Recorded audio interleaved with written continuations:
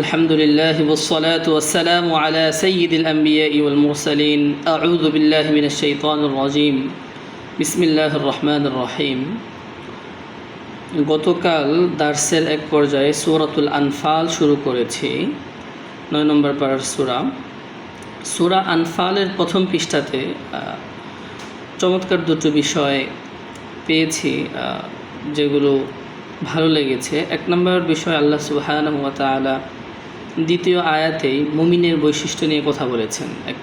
5টা বৈশিষ্ট্য আল্লাহ তাআলা বলেছেন। এক নম্বর হচ্ছে ইন্নামাল মুমিনুন আল্লাযীনা ইযা যুকিরাল্লাহ ওয়াজিলাত কুলুবুহুম, প্রকৃত মুমিন তারা যখন তাদের কাছে আল্লাহ তাআলার কথা স্মরণ করা হয় তখন তাদের অন্তর ভীত সন্ত্রস্ত হয়।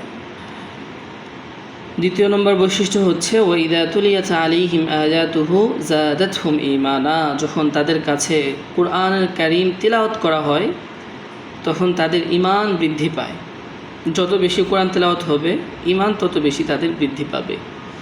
এবং তৃতীয় বৈশিষ্ট্য হচ্ছে ওয়া আলা রাব্বিহিম ইয়াতাওয়াক্কালুন, এবং তারা কেবল তাদের রবের উপরেই ভরসা করে, তাওয়াক্কুল করে। আরবি ব্যাকরণ যারা জানি আমরা এটা জানি যে আগে খবর এনেছে তারপরে ইয়াতাওয়াক্কালুন মুবতাদা খসরের ফায়দা দেয়, অর্থাৎ কেবলমাত্রই আল্লাহ সুবহানাহু ওয়া তাআলার উপর ভরসা করে, অন্য কারো উপর ভরসা করে না। তৃতীয় বৈশিষ্ট্য গেল। এবার চতুর্থ বৈশিষ্ট্য বলেন যে আল্লাযীনা ইউকিমুনাস সালাহ, এবং তারা সালাত কায়েম করে। এরপরে সর্বশেষ বৈশিষ্ট্য হচ্ছে ওয়া মিম্মা রাযাকনাহুম ইউনফিকুন, আল্লাহ তাদেরকে যে রিজিক দিয়েছেন সেখান থেকে তারা খরচ করে। তো এই 5 প্রকার বৈশিষ্ট্য যাদের মধ্যে আছে আল্লাহ বলেছেন যে উলাইকা হুমুল মুমিনুনা হাক্কা, তারাই প্রকৃত মুমিন। তাদের উপকারটা কি? লাহুম দারাজাতুন ইনদা রাব্বিহিম, তাদের জন্য রয়েছে সম্মান তাদের প্রভুর কাছে, এক বিশেষ মর্যাদা রয়েছে। মর্যাদাটা কি এটা আল্লাহ স্পষ্ট করে বলেন না এখানে, কারণ আল্লাহ সুবহানাহু ওয়া তাআলার একটা বলার ঢং এরকম যে যখন কোনো দামি কোনো কিছু দেন বা বলেন তখন আল্লাহ জিনিসটাকে উজ্জ্বল রাখেন। যেমন হাদিসের মধ্যে আসছে যে কানজুম মিন কুনুজিল জান্নাহ, জান্নাতের একটা খাজানা পাবে, জান্নাতের একটা বড় নিয়ামত থাকবে, একটা বড় প্রতিদান থাকবে, কিন্তু প্রতিদানটা কি এটা খুব স্পষ্ট আকারে বা স্পেসিফিক্যালি বলা হয় নাই। তো আল্লাহ তাআলা এখানে বলেছেন যে এই 5 প্রকারের বৈশিষ্ট্য যাদের মধ্যে থাকবে তাদের জন্য দারাজাতুন ইনদা রাব্বিহিম, তাদের জন্য অনেক মর্যাদা রয়েছে আল্লাহ তাআলার কাছে, এবং সেই সাথে মাগফিরাতুন, ক্ষমা রয়েছে, এবং ওয়ারিজকুন কারীম, এবং সম্মানিত রিজিক রয়েছে। তো এইটা একটা বিষয়। আর এর থেকে দ্বিতীয় আরেকটা বিষয় যেটা খুব মনে দাগ টেনেছে, দেখেন বদর যুদ্ধের প্রেক্ষাপটটা যদি আপনি একটু স্মরণ রাখেন, যে আল্লাহ রাসূল সাল্লাল্লাহু আলাইহি ওয়াসাল্লাম মদিনায় আছেন, ওনারা জানতে পারলেন যে কুরাইশরা মুসলমানদের পরিত্যক্ত সম্পদ বিক্রি করে সিরিয়াতে গিয়ে ব্যবসা করে সেই ব্যবসার মালামাল নিয়ে তারা ফিরছেন। তখন মুসলমানরা সিদ্ধান্ত নিল যে তারা দলটাকে আটকাবেন, বাণিজ্য কাফেলাকে। আর ওই বাণিজ্য কাফেলার যে প্রধান ছিলেন আবু সুফিয়ান, সে আবার মক্কায় সংবাদ পাঠিয়ে দিল যে আমাদের বাণিজ্য কাফেলার উপরে আক্রমণ হচ্ছে, তোমরা আমাদেরকে রক্ষা করার জন্য আসো। তার ওই প্রেক্ষিতে মক্কা থেকে কুরাইশদের আরেকটা দল চলে আসে। তো এখন মুসলমানদের সামনে আসলে 2টা দল থাকে, একটা হচ্ছে বাণিজ্য কাফেলার দল, আরেকটা হচ্ছে ওই কুরাইশদের দল, যেটা কি ঈরে কুরাইশ। এখন এই 2টা দলের মধ্যে আল্লাহ সুবহানাহু ওয়া তাআলা ওয়াদা দিয়েছিলেন যে 6 নম্বর আয়াতে আল্লাহ তাআলা বলেছেন যে ওয়াইয ইয়াইদুকুমুল্লাহু ইহদা তাইফাতাইন আন্নাহা লাকুম, যে 2 দলের এক দল তোমাদের হবে, মানে হচ্ছে তোমরা অবশ্যই বিজয় লাভ করবে।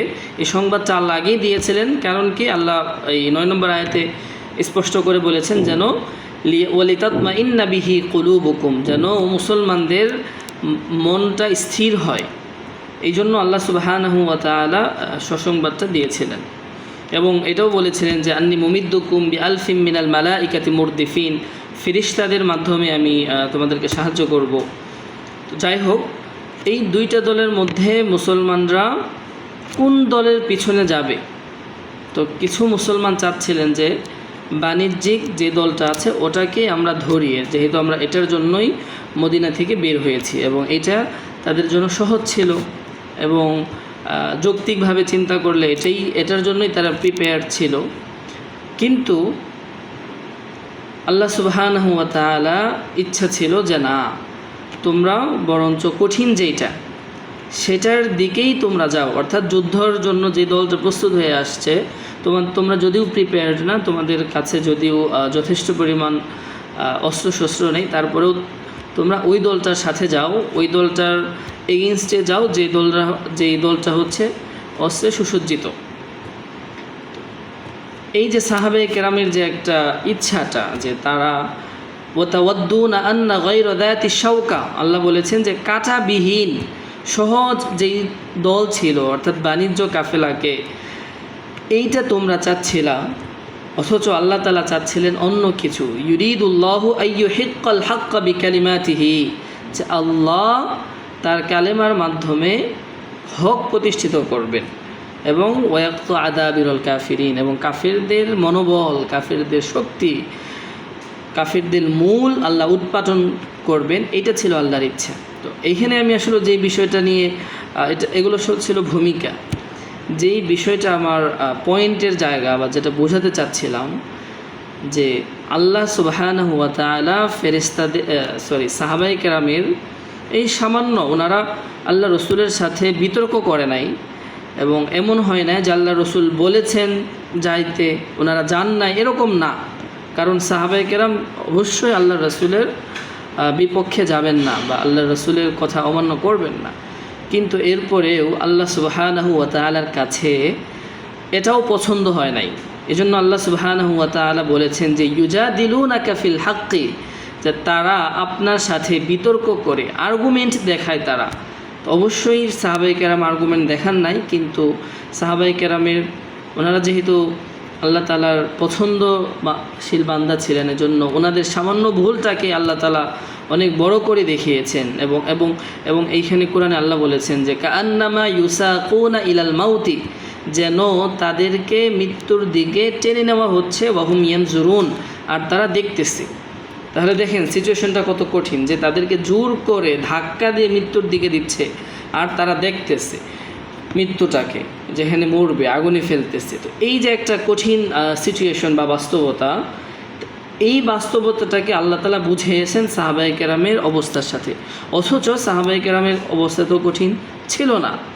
এত সত্ত্বেও আল্লাহ কেন বুঝিয়েছেন? কারণ আল্লাহ সুবহানাহু ওয়া তাআলা সাহাবায়ে কেরামকে সেভাবেই প্রস্তুত করছিলেন যে তারা এবং তাদের দিলের মধ্যে দ্বীনের ব্যাপারে, ইমানের ব্যাপারে বিন্দুমাত্র যেন কোনো অস্পষ্টতা না থাকে এবং দুনিয়ার ইচ্ছা আকাঙ্ক্ষা যেন না থাকে। আল্লাহ তাআলা কোরআনের আরেক জায়গায় বলেছেন যে ওয়াবতাগি ফীমা আতাকাল্লাহুদ দারুল আখিরা, যে আল্লাহ তোমাকে যা কিছু দিয়েছেন এগুলার মাধ্যমে দারুল আখিরা, আখিরাতকে তলব করো। আল্লাহ তোমাকে যে জ্ঞান দিয়েছেন, তোমাকে যে ধন দিয়েছেন, তোমাকে যে কণ্ঠশক্তি দিয়েছেন, যে জ্ঞান দিয়েছেন, এগুলোর মাধ্যমে তুমি দারুল আখিরা অর্থাৎ আখিরাতটাকে তলব করো এবং সেটাকেই প্রধান মনে করে তুমি আগাও।